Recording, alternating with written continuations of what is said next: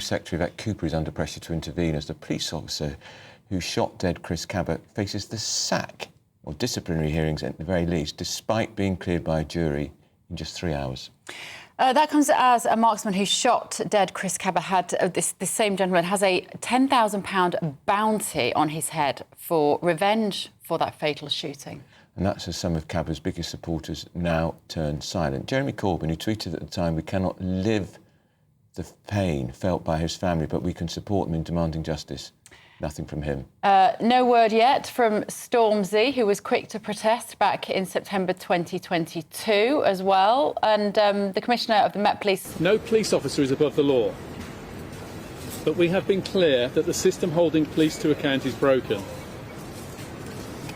The more we crush the spirit of good officers, the less they can fight crime. So this story, basically, we know a lot more about it now. We do. Than we did at the time. The reporting restrictions were lifted. The jury were not told that this man was a serial gangster. Yeah, well, let's speak now, live from North London, the co-chair of the Haringey Independent Stop and Search Group, Ken Hines. Morning, Ken. Morning. Morning. Right, just what's your analysis then of this situation? At the time, it looked like Chris Kaba was very much the victim of injustice, and arguably he didn't necessarily, obviously, deserve to die, no matter what kind of character you were, what your criminal record was. But this has all been handled horribly, has it not? And it's the police officer who now has the bounty on his head. Well, I really would question whether there is a bounty on his head, and if that's a serious thing that's been put out there. I was thinking that's more like something to do put out for the media. My simple thing is that, you know, a young man has lost his life. All of a sudden, what wasn't relevant in his court case has now become relevant for us in the news. We got to remember that the police didn't know who was in that car. So my simple thing is that what I'm concerned about is the lack of accountability. Yes, people are saying, oh, the officer needs more safeguarding, but they also need more scrutiny, because they are allowed to use lethal force. And in this case, he got it very wrong. The person was causing no threat. Hang on. Hang on. That's not right. He was in a car, which he was, he was in a 2-ton car, which he was using as a battering ram. Those police officers felt they were in dire danger of serious injury or even... Hang on. That's not true. That's not true. Were you there? Were you there? Were you there? It was in a... I'm sorry. Let me finish. It was not... He couldn't do nothing. It was not disputed in the court case. You were not in the court case. Right. This was a 3-week... Are you going to listen? This was a 3-week court case.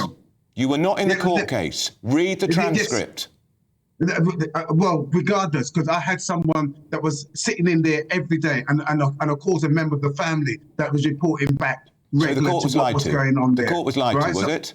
He wasn't posing a threat to the police officers in that car. I said he wasn't. He was not. He was not a threat. Now, I'll tell you what. We have to compare this with the Royal Moat case back in Northumbria in 2010 to see how the police dealt with that situation. What they did, it became a siege, and they end up killing him with kindness, where he took his own life. Can we stick to this case, please? So I'm just saying to you, that the difference in treatment, he was more of a danger than anybody else I know of in that situation. But yet, where you didn't even know who was in the car, and you're saying that he's got a 2-ton car, all of a sudden that become a weapon. In this situation, it wasn't. They had done a police maneuver where they boxed him in. He could not have he could not have got out of that situation, period. He couldn't even get out the door because they were jammed from both sides. Ken, so my thing is... look, the jury just took them 3 hours, and they are the people who sat and listened to all of the detail. It took them only 3 hours to clear. Hang on. I do want to hear what you've got to say, but listen, it took them over just 3 hours to clear Martin Blake of the murder. Chris Kaba was an alleged gang member. He was believed to have carried out a nightclub shooting 6 days before his death in September 2022. He was a wrong-un, and at times the police have to act. Like I said, it doesn't mean he deserved to die. It did not mean he deserved to die. But the police do a very difficult job acting on their instincts as well, and we have to cut them a bit of slack sometimes if it goes wrong in this way. My thing is this. The bar has set too high for police officers. All that police officer had to say, and what he did say, it was my belief that either I or my colleague was in imminent danger. This is why I took the shot. Now, how can we know what is in his mind? What we're supposed to be concerned about is his state of mind. Because his state of mind, in my belief, in my humble belief, was that was what was questionable. He was having a bad day at the office. It would not have been his first bad day. His colleague would know what type of person he is and his suitability or inner suitability to perform that role. That's my questions about this. It's not about the colour of Chris Kaba. If it was white, Asian, I don't care. Chinese, I would still make the same point and the main stand about accountability. This car that he was driving, which I dispute your version of events, which he was using as a potentially lethal weapon, driving it backwards and forwards, was used in an armed raid. No doubt disputing that. Of course the police were going to take potentially guns, because how did they know he wasn't armed? But in any sense, he was effectively armed because he was using that car as a battering ram. No, he wasn't. Look, fear really plays up differently in all of us. I'm not justifying what he did or what he was been alleged to have done. That should have been taken to 12 of his peers, not carried to his grave by 6. That's my concern. And my concern is just, as I said, even though we have a low rate of police shooting unarmed civilians, nonetheless, one is one too many. And this is a case in point. This officer, as I said, he just lost it. He lost control. He's out of control. Kenny could have just got out the car. He could have just turned the engine off and got out of the car.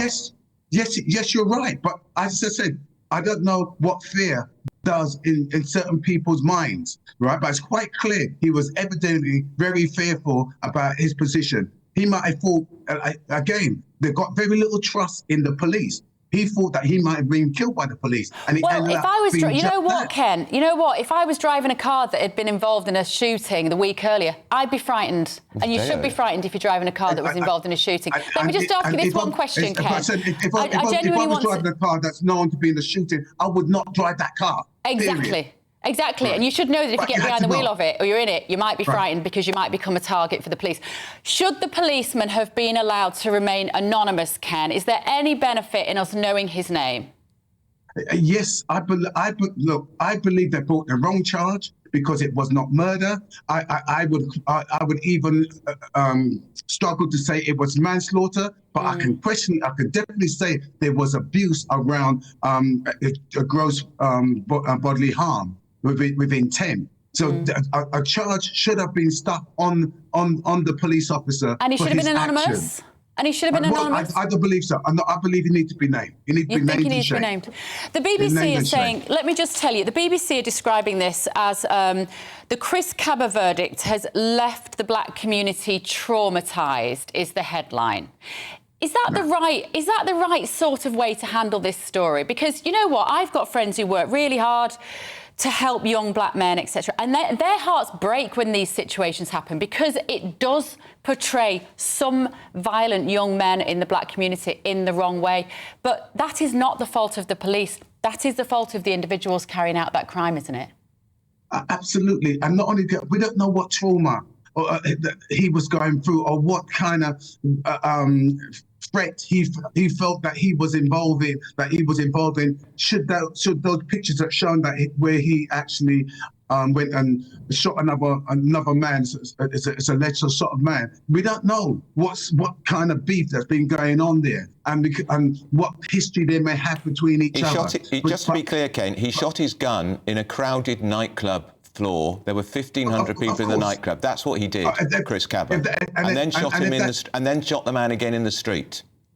Right, and if that's the case, he needs to have answered for whatever he had done. But that's still, by judging by 12 of his peers, not by carrying him to his grave by 6. That's my contention. Regardless, we've got some terrible people in our community, in all communities that affect us all. And we cannot go around summary murdering people because we feel that there could be we've got the power. It's got to be held and kept in check. If not, we're going to have greater police being targeted for becoming victim to violence, because that's all. People are not going to stand for that. And I'm saying we have to be mindful. All right, Ken. OK, thank you so much for your contribution.